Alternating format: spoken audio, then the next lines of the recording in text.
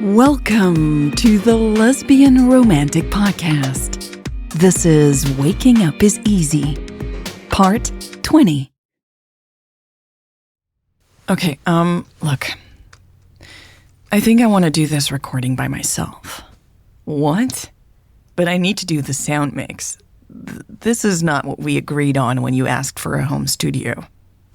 I did say I needed more privacy.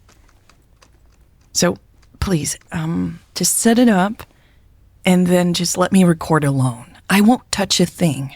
No, I need to adjust. Look, I am doing this alone, or I am not recording this episode at all. I don't want you sitting there, staring at me. It's too awkward. Can we talk about what is really going on here? No, please. Can you just set it up and go? 1, 2, 1, 2, 1, 2, 3. Test, ta, ta, ta. Is it working? What the? You know what? Fine. Okay, dear listener. I'll be honest. This one is hard for me. I don't think anyone should be forced to talk about their love life in this way. I guess I could have skipped it entirely, but then other people would just keep making things up. Maybe they still will, no matter what I say or do. Don't get me wrong, it's not you. You have been wonderful. Well, most of you have been wonderful. And I'll admit, if I had listened to a love story like you have for as long as you did, and the author had then skipped this part, I'd be upset too. It's just quite challenging when you have to do the storytelling. I can't imagine writing a sex scene even if it weren't about my own experiences. I mean, there is always the intimacy of revealing one's imagination in these things, is there not? And an author would know what their writing does to their audience. Isn't that a form of intimacy between writer and reader, or listener, even? Or am I making things too difficult again? I hope you will forgive me. I have been through things. Honestly, I have been through shit. Lots of shit. Too many people have taken things from me I did not want to give. But not you, I think. Not you. You wouldn't have made it this far into our journey together if you didn't understand my hesitance, I think. That's why I do want to, I don't know, let you come closer as I recount what happened that day. Because it was beautiful. It was incredibly special. But first, I think it's time you properly meet Usha. Is it on? Yes, it's on. It's recording. I'm getting the hang of this. Okay, hello. My name is Usha. And my name is Catherine. People already know that. Hey, I'm just making sure they know we're both here. We are here in our new home studio, and we have something special for you today. More like something awkward. But yes, we can now record at home, and we recently recorded our reactions to the movie about us. Specifically, the sex scene, which takes place at night in the movie, but... Okay, let's not get ahead of ourselves and play our first kiss first, okay? Right, okay. Here is us watching the movie and our first kiss in the movie. I don't know why my character always has to have that lost puppy look. You do look a little lost there. It's not me. That is the point. This is so not me. And look at you, your big eyes blinking. Gosh, they did make me blink a lot. Oh, I'm leaning in. Not before blinking one last time. Oh, gosh, straight to the French kissing. And heavy breathing. Why do they keep zooming in on our lips? Who knows? There goes your hand under my shirt. And you're already whimpering. Seriously, who comes up with these scenes? Mostly men, I assume? You're not living up to your guru image with that remark. I never wanted to be a guru. Oh, there we go. I'm pushing you into bed. Ah, yes.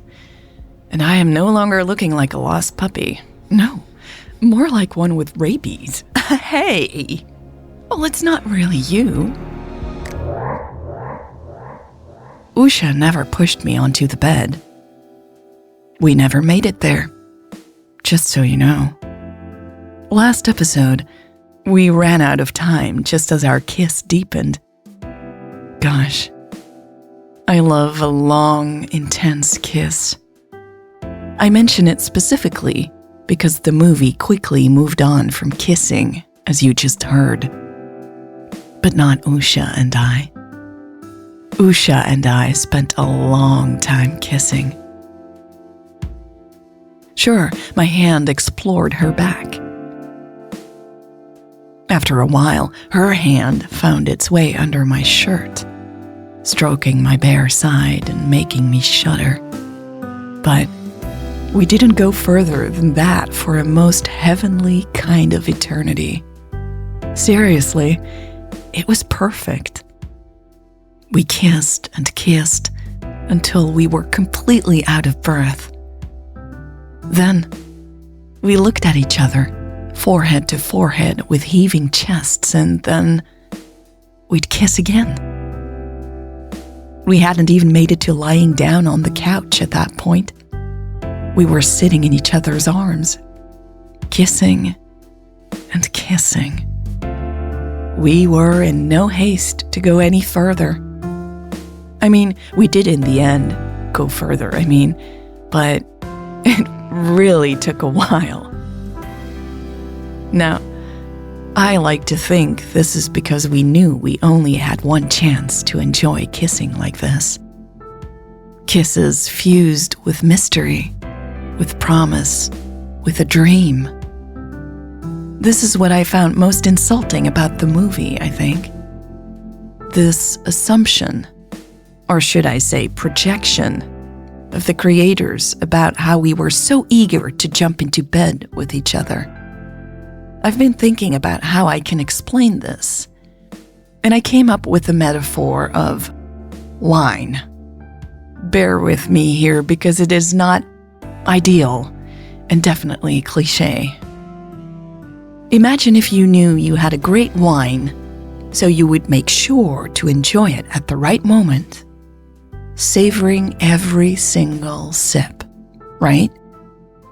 Well, the movie is like someone pouring down that wine as if it is a Chateau Migraine, as they say.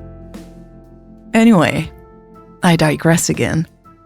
Some of you like my thought experiments, apparently, so I'll keep them in. Honestly, I don't think I'd be me without them. Okay, focus. The kissing. After a long time, we did end up lying on the couch, legs entangled, chests pressed. Oh, darn, this is awkward. Let's maybe go back to the movie, now that you know why it's so infuriating to me.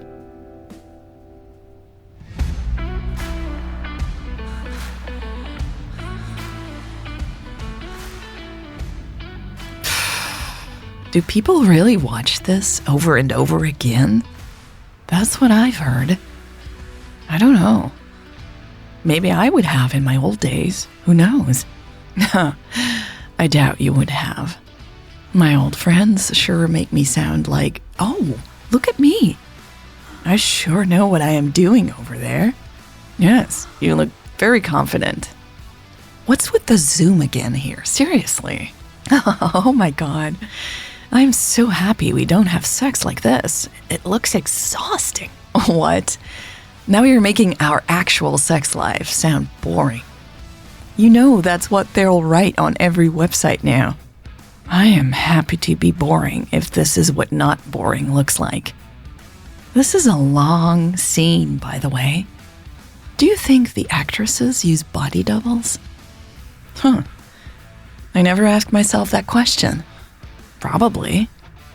So, actresses playing us, being played by actresses. And still, people think this is real.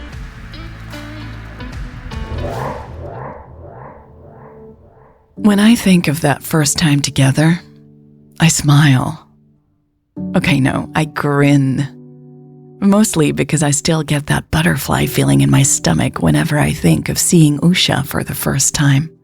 By that I mean all of her. She really took my breath away. And she still does. I'm sure you'll understand that it would be insane for me to share my actual thoughts or describe my partner in a sexual way. I mean, no. Just no. Instead, I wonder if you can remember that moment when you first saw the person you love in a certain way. Even while recording this, I'm closing my eyes and remembering. And I grin again. I think I will always grin. I do this quite often, to be honest. I find that it wakes up that part of me that looks beyond daily life and sees the ongoing wonder that is the woman I love. I mean, breathtaking. Just, wow.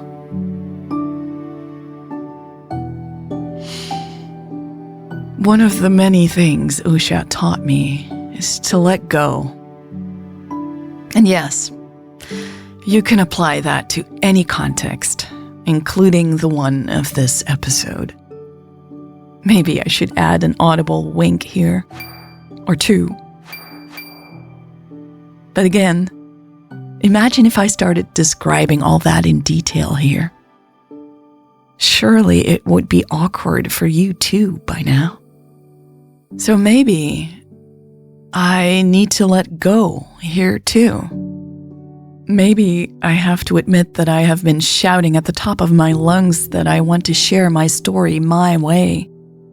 But deep down, I was still trying to live up to your expectations. I still feel the pressure to live up to this fictional version of myself that so many seem to like. Instead, I'll just be honest. Or I have been honest just now. I shared as much as I could. I hope you can imagine the rest. And when you do imagine things, I hope you focus on what it must have felt like for us, because I hope you have felt like that at least once in your life. My producer probably won't like this. He's been looking forward to this big moment, the first time, the whatever, as if this were the highlight of our romantic story. I think it is sad that he thinks that. I think it is sad that that is what many focus on. It's like porn wrapped in a big romantic bow. Again, sorry if that sounds condescending. It is not my intention to downplay the importance of these intimate moments in our lives.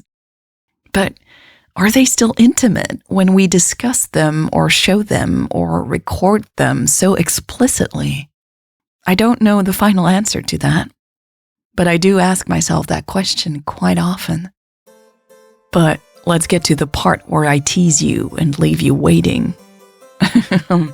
I guess this is a bit like... Okay, no. Not even finishing that sentence.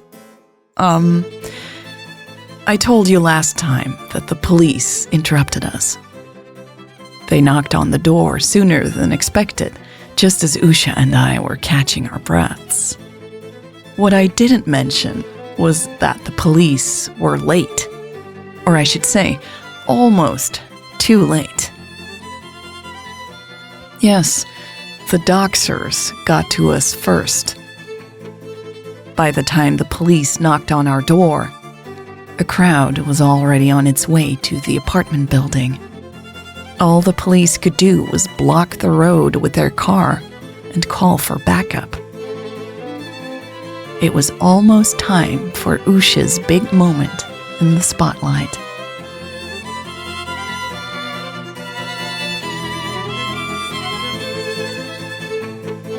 This was part 20 of Waking Up is Easy.